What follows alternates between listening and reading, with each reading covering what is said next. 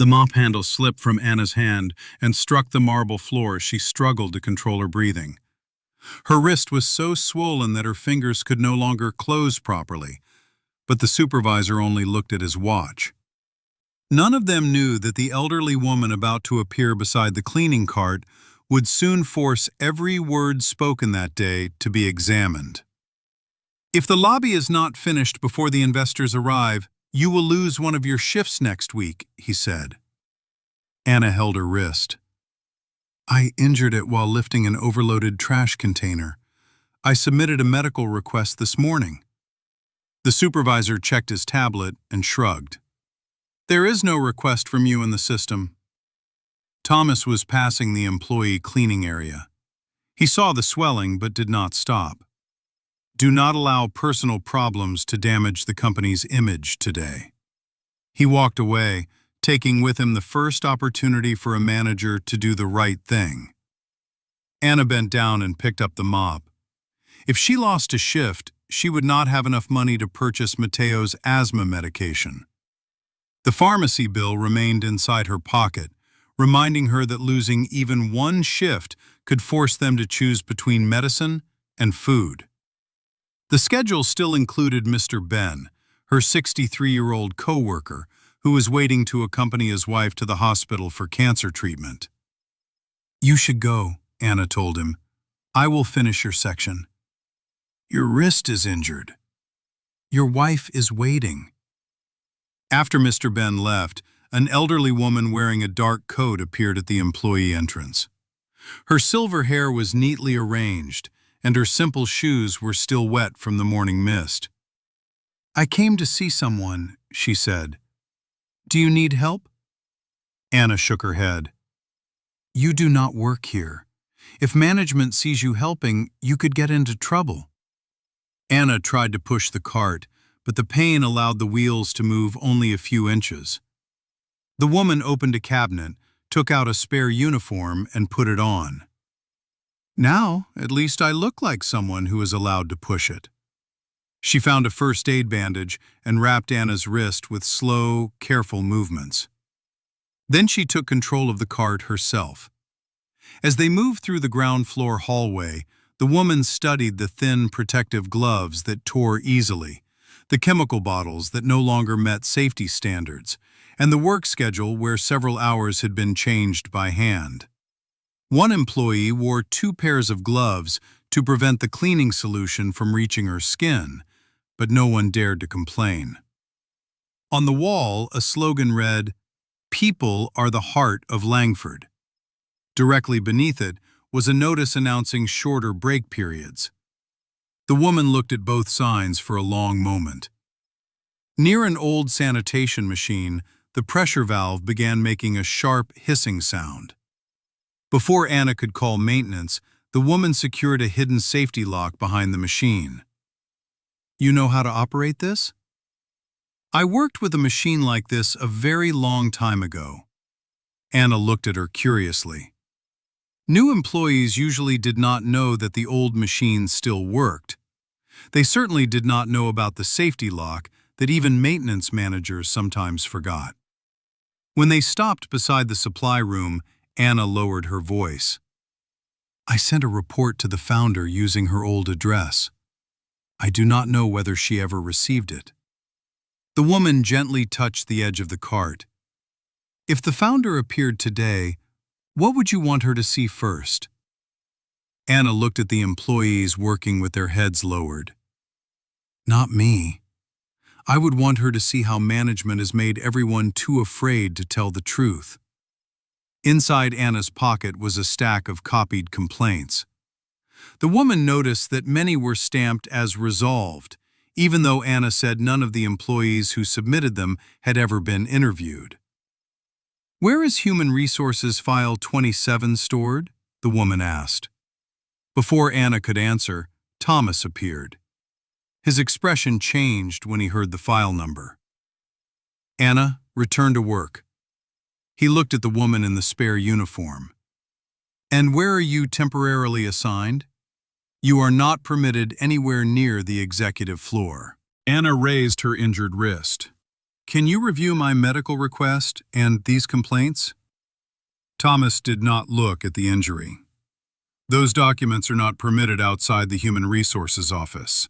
Give them to me or you will lose additional shifts. Anna pressed her lips together. She understood that the threat was not meant only for her. It was meant for anyone who might be considering speaking out. Thomas grabbed the papers. When several pages fell to the floor, the elderly woman bent down to collect them and quietly kept one of Anna's copies. A brass key slipped from the woman's coat pocket and spun across the floor. Anna picked it up.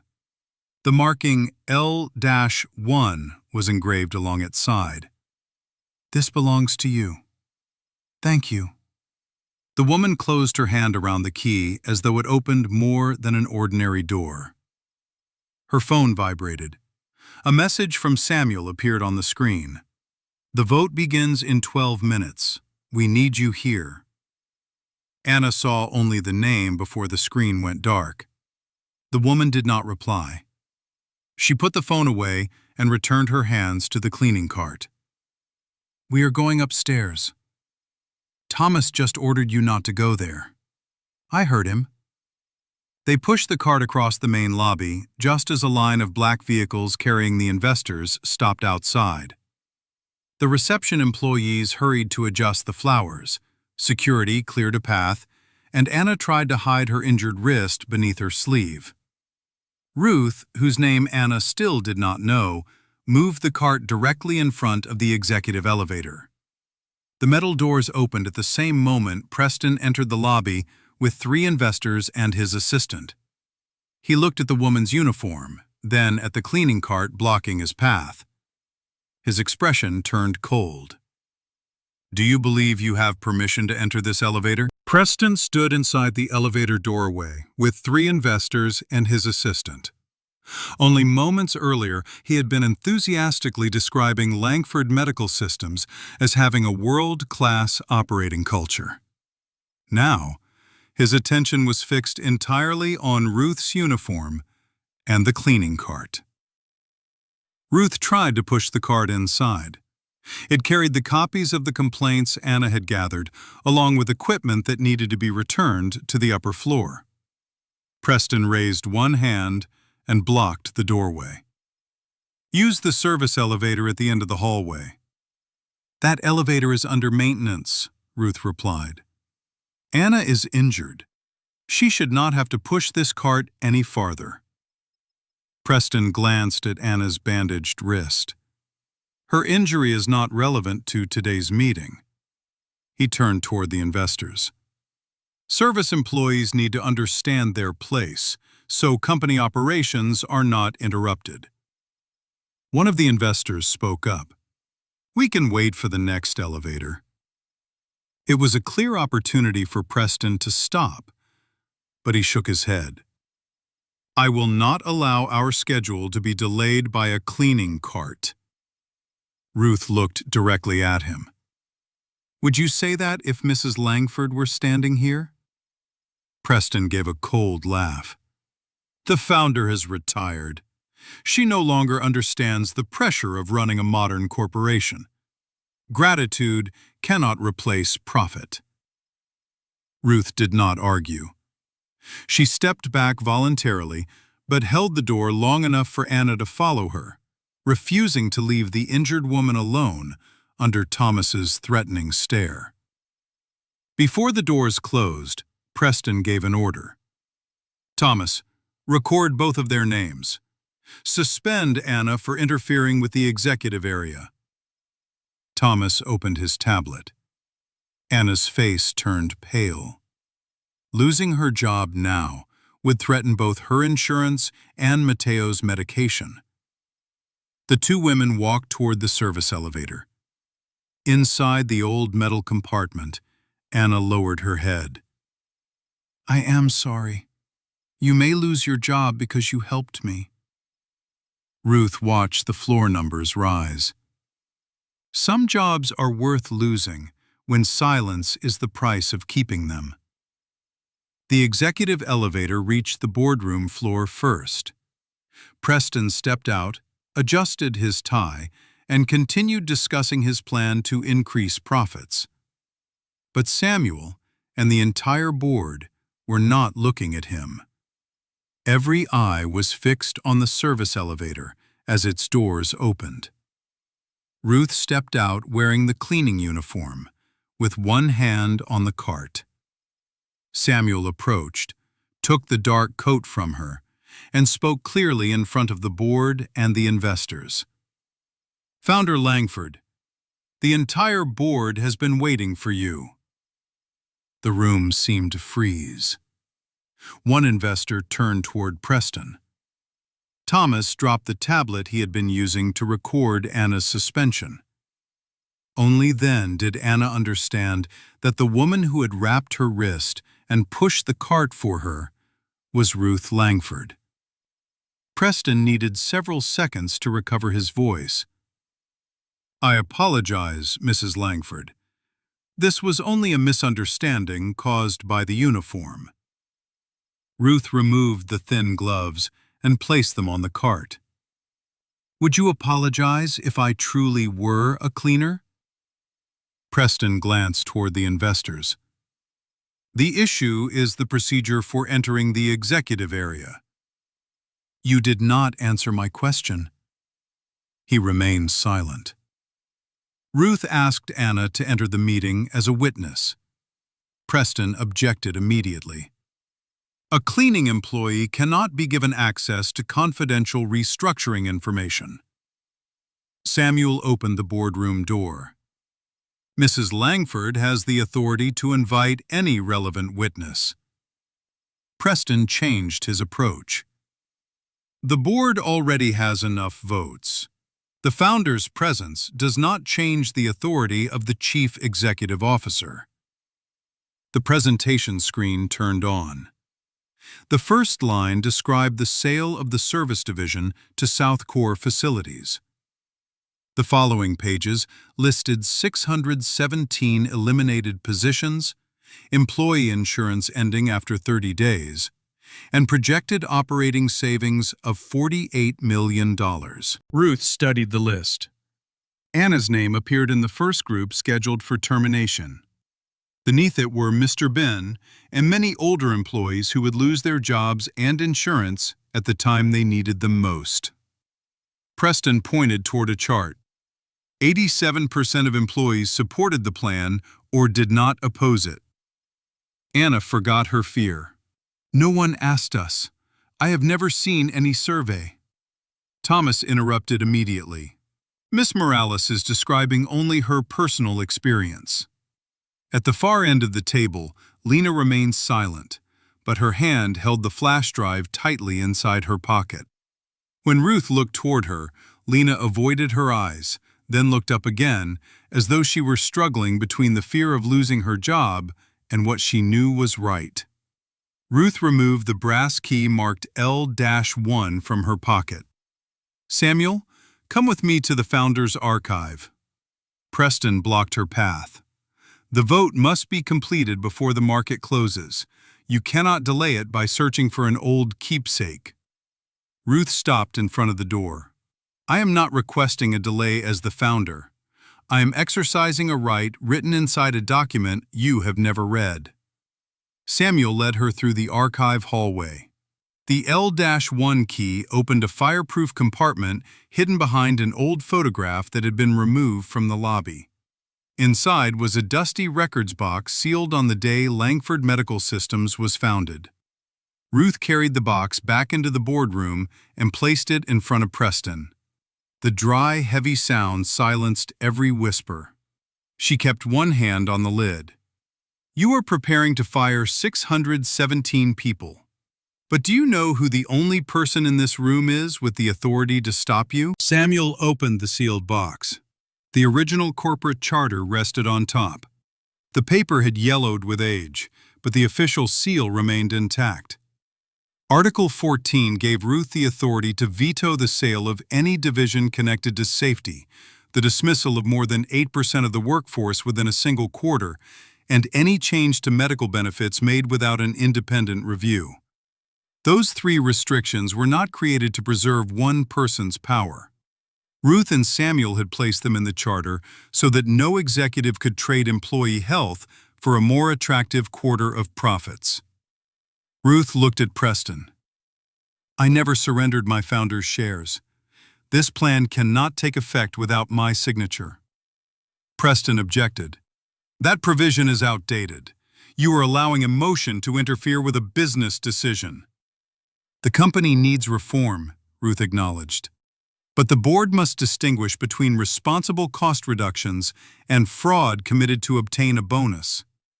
Samuel gave Preston one final opportunity. "Would you like to withdraw the plan and request an independent audit before the vote?" "No."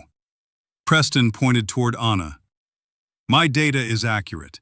She is only a dissatisfied employee encouraging others to complain." Ruth invited Anna to present the timesheets, 42 unresolved complaints, photographs of low-quality protective equipment, and work schedules that exceeded safety limits. Thomas frowned. "These documents may have been altered." Ruth did not argue. She turned toward Lena. Lena removed the flash drive from her pocket and connected it to the computer. "These are the original reports and the complete editing history." The original opposition rate was 64%. Preston had ordered employees who did not respond to be counted as people who did not oppose the plan. He had reduced the projected compensation costs in the presentation and transferred $6.8 million into a leadership retention fund. Preston would receive the largest bonus if the transaction was completed before the end of the quarter. Another electronic message showed that Thomas had reported the complaints, but Preston ordered him to close them before the survey began. "I was only following orders," Thomas said. "An order does not erase responsibility," Ruth replied. "Your cooperation will be considered, but it cannot turn something wrong into something right." Anna had sent the evidence several weeks earlier. Ruth had waited because she needed to determine whether the misconduct came from one person or from the entire system. The three investors confirmed that Preston had said service employees needed to understand their place and had ordered Anna's suspension. Samuel stood. "Preston Vale's executive authority is suspended pending an audit and an ethics investigation." The board voted to cancel the transaction, freeze the bonus fund, reopen every complaint, protect the employees who provided evidence, and audit working hours and benefits. Thomas was temporarily suspended. Preston turned toward Ruth. "You are going to destroy my career because I mistook you for a cleaner?" "You are not losing your position because you failed to recognize me," Ruth replied. "You are losing it because you believed that anyone without a title was unworthy of being seen." Ruth did not return to the position of Chief Executive Officer. She admitted that she had remained away from the company for too long and created a gap in oversight. Samuel also accepted responsibility for trusting the reports without sufficient verification. Ruth proposed that Samuel, Lena, and an employee representative supervise the transition together. Anna was invited to join the advisory council, but she was given the right to refuse. Anna did not ask about a title. "The first thing I want is medical care for everyone injured while working, and full repayment of every missing dollar of wages." Ruth nodded. "That is where we will begin." Anna looked at the list of 617 names. She did not want to be the only person protected, while co-workers who had remained silent out of fear of losing their insurance were still forced to suffer. 6 months later, the company had not collapsed.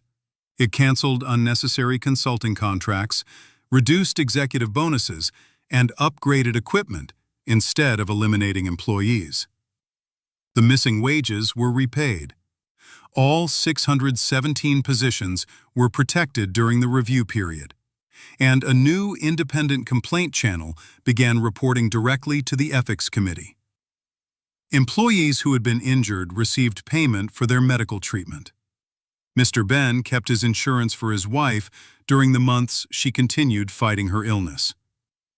Anna completed a company-funded training program and became the environmental safety coordinator. She still visited the cleaning team, asked about Mr. Ben, and inspected the new protective gloves. At the ceremony introducing the Employee Protection Program, Ruth restored a photograph of the company's first workers. In the picture, she wore a cleaning uniform and stood beside a younger Samuel and the original sanitation machine. The caption did not mention wealth or titles. It said, "Langford Medical Systems began when one worker was given the right to say that there was a better way." Anna looked at the photograph and understood that the uniform Ruth had worn that day was not a coincidence. It represented the place where everything had begun. Ruth placed the L-1 key inside a glass display beside the photograph, but kept a copy as a reminder that a founder's responsibility did not end when she left the office. She watched the employees crossing the lobby, then spoke to Anna. A company can be built from an invention, but only the way we treat people determines whether it deserves to survive. Justice does not end when a dishonest leader loses power. It lasts only when the system is changed so that ordinary people do not need to become founders before anyone will listen to them. If Ruth had truly been an ordinary cleaner, do you believe Preston would ever have realized that he was wrong? Share your thoughts in the comments and stay with Stewart Stories, where we tell stories of love, hope, and justice.